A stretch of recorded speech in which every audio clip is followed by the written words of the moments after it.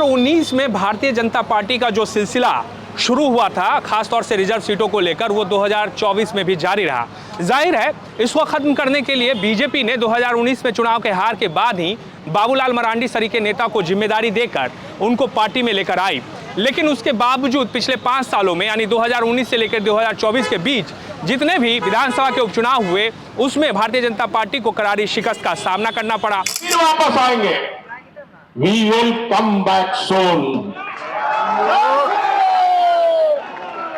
आखिर में यानी 2024 के विधानसभा चुनाव में, चुनाव से ठीक पहले चंपई सोरेन जैसे सरीखे नेता को बीजेपी इस उम्मीद के साथ लेकर आई थी कि जो आदिवासी वोटर्स 2019 में बीजेपी से छिटककर दूर चली गई, वो आदिवासी वोटर्स जो है एक बार फिर से चंपई सोरेन जैसे नेता को अगर वो लेकर आते हैं तो वो वापस लौटेंगे। लेकिन ऐसा हुआ नहीं। नतीजा ये हुआ कि बीजेपी को अब तक की सबसे करारी शिकस्त का सामना 2024 में करना पड़ा।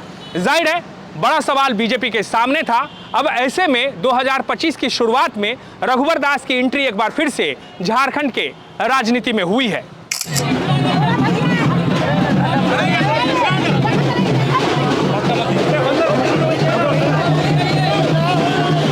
बीजेपी के नेताओं का यह मानना है कि बीजेपी के भीतर पिछले 5 सालों में वो एग्रेशन नहीं दिखा, यानी वो ताव नहीं दिखा, वो धार नहीं दिखी जिस धार के लिए आमतौर पर बीजेपी जानी जाती है। जाहिर है इसका खामियाजा बीजेपी को 2024 के विधानसभा चुनाव में उठाना पड़ा।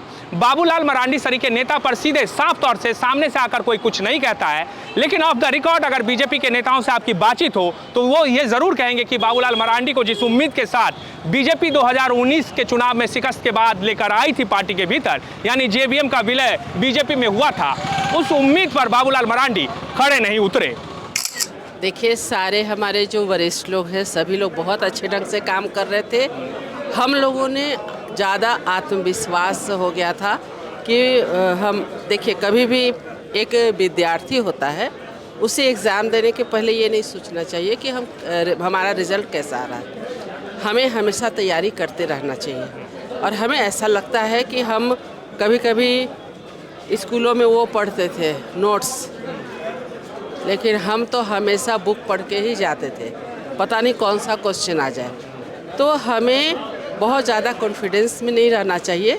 कहीं ना कहीं हम लोग जो भी प्रत्याशी बने वो क्षेत्र में जाने से दूर रहे, या लोगों का विश्वास जीतने में कुछ कुछ कमियां, कुछ कुछ खामियां अपने पे रही है। और हमारे वरिष्ठ लोगों ने तो जितनी ताकत लगाई और जितना उनका मार्गदर्शन मिला, उससे ज़्यादा मार्गदर्शन और क्या मिल सकता है। बाबूलाल मरांडी और रघुवर दास, अर्जुन मुंडा को भी ले लेते हैं, 3 जो हैं बड़े नेता, आप भी बड़े ही नेता हैं, लेकिन ये 3 लोग जो है नेतृत्व कर चुके हैं। तो मुझे ये बताइए कि तीनों में आपको क्या लगता है, किसके हाथ में बागडोर जानी चाहिए बीजेपी का? क्योंकि बीजेपी को तो आज की तारीख में ज़रूरत है। सबसे निचले पायदान पे आप लोग रहे हैं, सबसे गंदा परफॉर्मेंस आप लोगों का रहा है। तो ये जो 3 नेता, अर्जुन मुंडा, बाबूलाल मरांडी और रघुवर दास, तो तीनों में आपको क्या लगता है कि किनके हाथ में जाना चाहिए? सारे लोग वरिष्ठ नेता हैं, नेतृत्व कर चुके हैं। ये केंद्रीय नेतृत्व को तय करना है, भारतीय जनता पार्टी केंद्र नेतृत्व तय करेगी, इसको जिम्मेदारी देना, सोच समझ के तय, जिसको भी देगी उसका हम लोग, वो हमारा नेता है।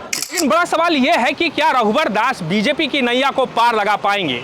ये सवाल इसलिए भी मौजूद है क्योंकि बीजेपी 2019 में जिस शिकस्त का सामना की थी, उस शिकस्त के लिए कहीं ना कहीं रघुवर दास को ही जिम्मेदार ठहराया गया था। उस वक्त सीएनटी एसपीटी एक्ट को लेकर रघुवर दास की सरकार ने कुछ इस तरह के फैसले लिए थे। उस फैसले की वजह से बीजेपी को करारी शिकस्त का सामना करना पड़ा। लेकिन रघुवर दास क्या कहते हैं?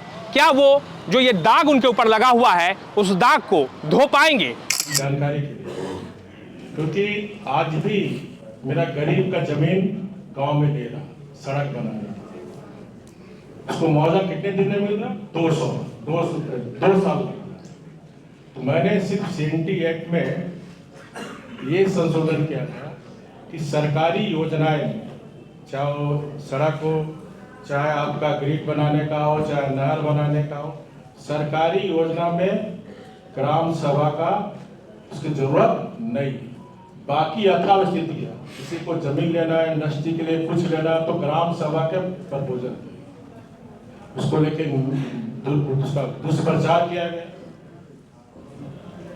और मैं किसी के दबाव में नहीं वापस गया। माँ मैं उस समय राज्यपाल, जो वर्तमान में हमारी माँ में राष्ट्रपति है, बोला समझा, हम लोग सीएनटी में ही संशोधन किए थे, बोला संथाल पर अगर हमें सरकारी काम नहीं करना है, क्या बोले करना, तो मैडम बोले ठीक है, देना है।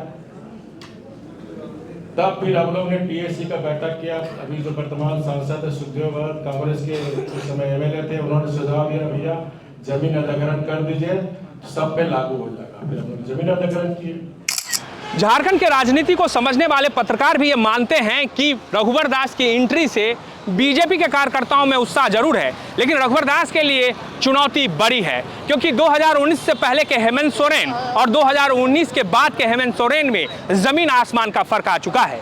हेमंत सोरेन ने पिछले 5 सालों में जिस तरह की राजनीति की है, उससे उनका कद न सिर्फ झारखंड में बल्कि पूरे देश में एक ट्राइबल के बड़े नेता के तौर पर उभरा है। और जो योजनाएं वो लेकर आए हैं, अब उन योजनाओं को दूसरे राज्यों की विपक्षी पार्टियां या सत्ताधारी पार्टी फॉलो कर रही है। ऐसे में हेमंत सोरेन को चुनौती देना क्या रघुवर दास के बस की बात अब रह गई है?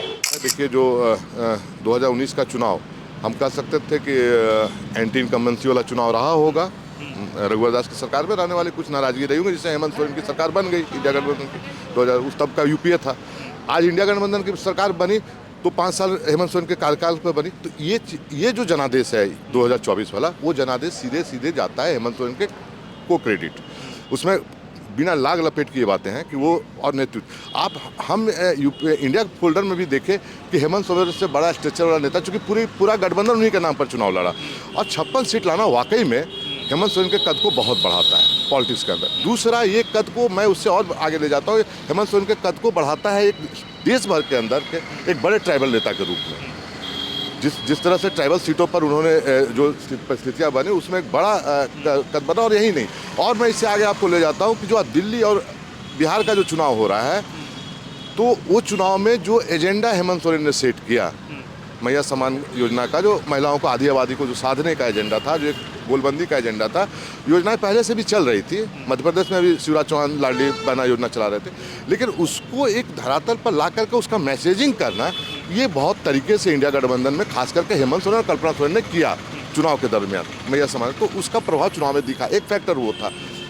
दूसरा फैक्टर ये हुआ कि हेमंत सोरेन बेशक बड़े नेता हो गए हैं, और अब भाजपा को जो पुराने हेमंत सोरेन वाले जो मामला था कि उस तरह से हम हेमंत सोरेन को काउंटर कर लेंगे या उनके पॉलिटिकल जो ज़मीन है उसको हम खिसका देंगे बहुत जल्दी, तो वैसा नहीं। भाजपा को भी बड़ी कड़ी मेहनत की ज़रूरत है। मुझे लगता है जो अब कद हेमंत सोरेन का बना है। सच ये भी है कि भारतीय जनता पार्टी के संगठन की पार्टी के तौर पर जो पहचान रही है, कम से कम झारखंड में बीजेपी उससे दूर होती चली गई है। संथाल और कोल्हान जैसे इलाकों में बीजेपी ने जिस तरह के दावे 2024 के विधानसभा चुनाव में किए थे, उन दावों पर बीजेपी खरी नहीं उतरी, यानी उनके रणनीतिकार भी फेल हो गए। अब इसके पीछे की कहानी क्या है? इसके पीछे की कहानी यह है कि बीजेपी जमीन पर जो कहानी चल रही थी, उसका एहसास उनके रणनीतिकार कर ही नहीं सके। नतीजा ये हुआ कि बीजेपी को 2024 के चुनाव में करारी शिकस्त का सामना करना पड़ा। अब लोग ये कह रहे हैं कि रघुवर दास की पहचान एक जुझारू नेता के तौर पर है। अब बीजेपी उनको किस फर्मा में, यानी किस तरह से उपयोग करती है, ये देखने वाली बात होगी। लेकिन फिलहाल 2029 तक इंतजार लंबा है। वीडियो अगर पसंद आए शेयर जरूर कीजिएगा। आप देख रहे थे समाचार वाला, मैं हूं राज सिंह। नमस्कार।